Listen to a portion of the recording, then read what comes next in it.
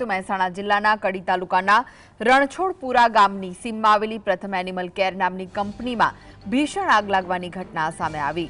કંપનીમાં પશુ આહારનું ઉત્પાદન થતું હતું। આગ લાગતા કંપનીમાં રહેલો મોટાભાગનો સામાન બળીને ખાખ થઈ ગયો। ઘટનાની જાણ થતાં જ 2 ફાયર ફાઇટરની ટીમો તેમજ પોલીસ તાત્કાલિક ઘટના સ્થળે દોડી આવી હતી। તો સદનસીબે આ દુર્ઘટનામાં કોઈ જાનહાનિ થઈ નથી। આગ લાગવાનું કારણ હાલ અકબંધ છે અને તપાસ હાથ ધરવામાં આવી છે।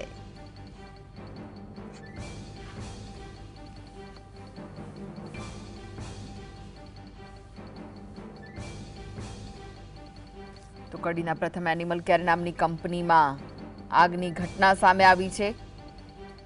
આગ લાગતા જ કંપનીમાં રહેલ સામાન બળીને ખાખ થઈ ગયો છે।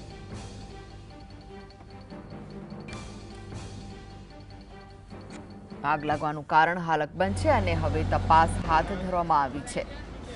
તો સદનસીબે આ દુર્ઘટનામાં કોઈ જાનહાનિના અહેવાલ નથી। ફાયરની ટીમ દ્વારા આગ પર કાબૂ મેળવવાના તમામ પ્રયાસો હાથ ધર્યા હતા। મહેસાણા જિલ્લાના કડી તાલુકાના રણછોડપુરા ગામની સીમમાં આવેલી પ્રથમ એનિમલ કેર નામની કંપનીમાં ભીષણ આગ લાગવાની ઘટના સામે આવી। વધુ વિગતો માટે જોડાઈ ગયા છે સંવાદદાતા સંકેત। ભીષણ આગ લાગી હતી, શું વિગતો મળી રહી છે હાલમાં?